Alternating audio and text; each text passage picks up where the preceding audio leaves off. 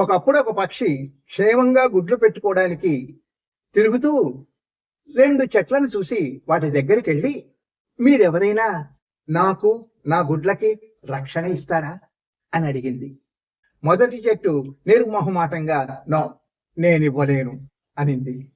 రెండో చెట్టు సరేనని ఒప్పుకుంది. రెండో చెట్టును తన ఇల్లు చేసుకొని గూడు కట్టుకొని గుడ్లు పెట్టుకొని జీవించసాగింది.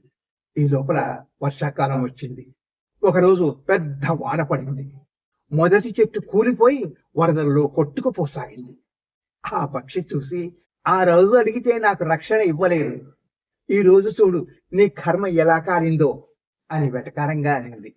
నీళ్లలో కొట్టుకుపోతున్న ఆ చెట్టు, నాకు తెలుసు ఈ వర్షాకాలం దాటి నేను బ్రతకలేనని, అందుకే నీకు రక్షణ ఇవ్వడానికి ఒప్పుకోలేదు అనింది. నిజం తెలుసుకున్న పక్షి బాధపడి ఆ చెట్టు మీద గౌరవాన్ని పెంచుకుంది. ఎవరైనా లేదు, కాదు, నో అని చెప్తే అది పొగరుబోత్తనం అని అనుకోకూడదు.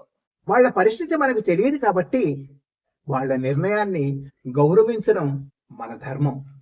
మనం మన సమస్యల్లో ఎంతగా కూరుకుపోయి ఉంటామంటే ఇతరుల మనసుల్లో ఉన్న భావాలను అర్థం చేసుకునే ప్రయత్నం కూడా చెయ్యలేనంతగా. వాళ్ళు ఎందుకు నువ్వు అన్నారో, దాని వెనక ఏముందో అర్థం చేసుకోకుండా కోపతాపాలు ప్రదర్శిస్తాం. ఇతరులు చెప్పే నోకు అకారణంగా ప్రతిస్పందించకూడదు. ఎందుకు వద్దన్నారో అన్న దాని వెనక ఉన్న మంచేదో అర్థం చేసుకోలేం. ఎందుకంటే వాళ్ళ కథ మనకు తెలియదు కాబట్టి. Good luck.